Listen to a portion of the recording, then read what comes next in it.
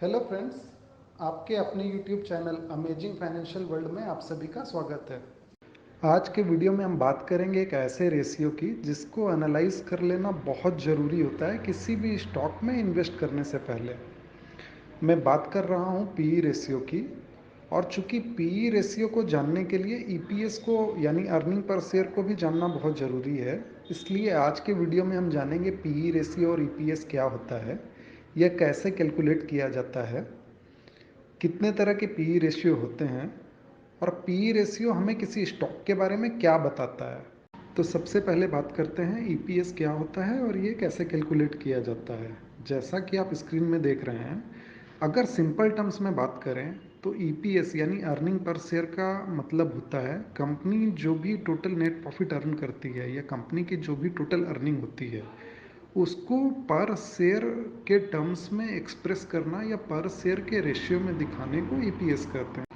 EPS निकालने का जो सिंपल फार्मूला है वो है net profit minus preferred dividend, अगर कंपनी ने कोई प्रीफर्ड डिविडेंड डिक्लेयर किया है, by number of outstanding shares. EPS calculate करने का मैं आपको एक सिंपल सा एग्जांपल देता हूँ। मान लीजिए एक कंपनी एक्स वाई जेड है जिसके टोटल 1000 आउटस्टैंडिंग शेयर्स है। कंपनी 1 लाख रुपये का नेट प्रॉफिट डिक्लेयर करती है और कंपनी ने कोई भी प्रीफर्ड डिविडेंड डिक्लेयर नहीं किया है। तो जैसा कि फार्मूला मैंने बताया, ईपीएस होगा net profit. Net profit company ने 1 लाख डिक्लेयर किया है तो 1 लाख माइनस प्रीफर्ड डिविडेंड, चूंकि प्रीफर्ड डिविडेंड कंपनी ने कुछ भी डिक्लेयर नहीं किया है तो 1 lakh minus zero by number of outstanding shares. हम मानते हैं इस एग्जांपल में कि कंपनी के टोटल नंबर ऑफ शेयर्स जो है वो 1000 थे, तो 1 लाख माइनस जीरो बाई 1000।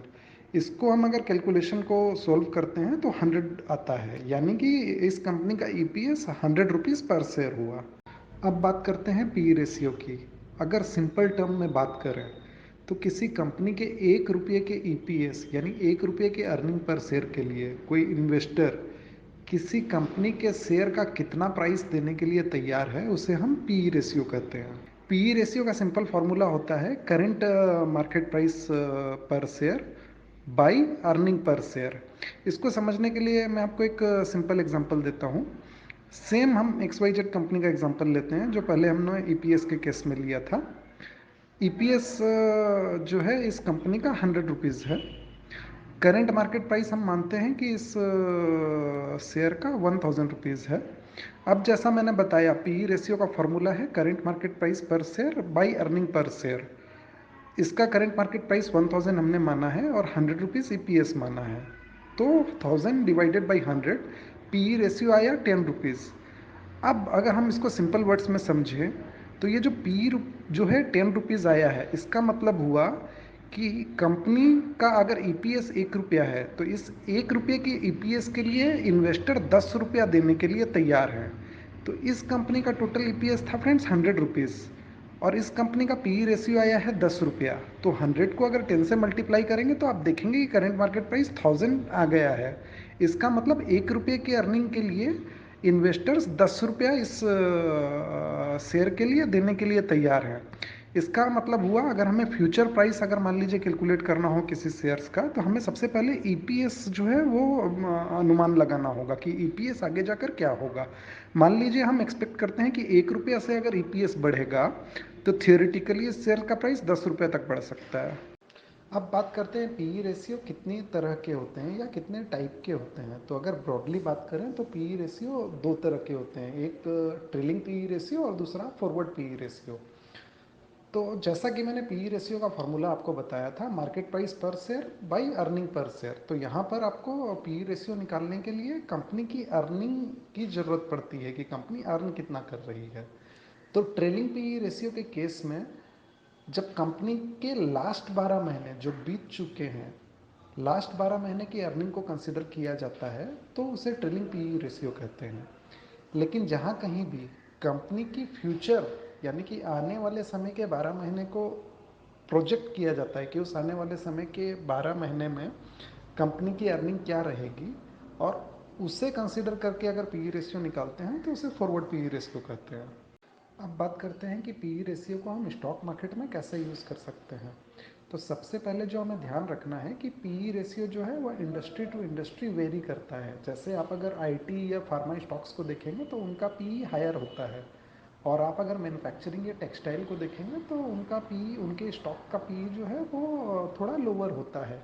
इसलिए पीई का जो कंपैरिजन है वो दो स्टॉक्स जो सेम सेक्टर में हैं उनके ही पीई का कंपैरिजन करना चाहिए, या फिर किसी स्टॉक के पीई का उस सेक्टर के पी से कंपैरिजन किया जा सकता है, या फिर किसी स्टॉक के हिस्टोरिकल पी को इवेल्युएट किया जा सकता है ये चेक करने के लिए कि वो अंडर वैल्यूड है या ओवर वैल्यूड है।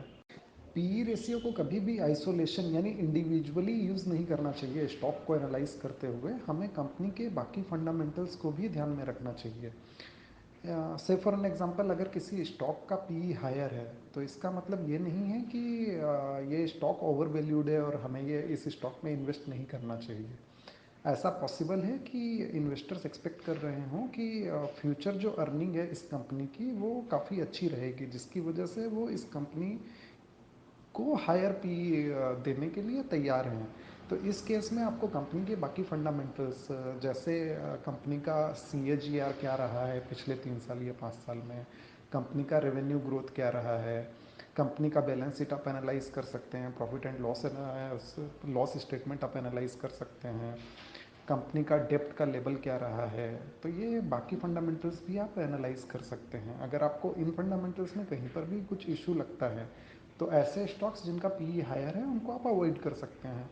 दूसरा, अगर मान लीजिए कोई ऐसा स्टॉक आपको मिलता है जिसका P as compare to other stock के पी के काफ़ी कम है, तो इसका मतलब ये नहीं है कि ये स्टॉक अंडर वैल्यूड है। ऐसा पॉसिबल है कि इन्वेस्टर्स को ऐसा लग रहा हो कि ये कंपनी आने वाले समय में यानी फ्यूचर में जो है वो काफ़ी वीक जो है वो ई पी एस यानी कि अर्निंग जनरेट करेगी, जिसकी वजह से इन्वेस्टर्स लोअर पी देने के लिए इस स्टॉक के लिए तैयार हैं। हालांकि आप अगर इस सेम स्टॉक का बाकी फंडामेंटल एनालाइज करते हैं और अगर आपको उन फंडामेंटल्स में कोई प्रॉब्लम नहीं लगता है और आपको लगता है कि कंपनी आने वाले समय में अच्छा ग्रो करेगी, तो इस लो पी वाले स्टॉक को आप सर्टनली बाई कर सकते हैं, जिससे आपको अच्छा प्रॉफिट हो सके। आपको ये वीडियो कैसा लगा ये कमेंट सेक्शन में कमेंट डालकर मुझे ज़रूर बताएं।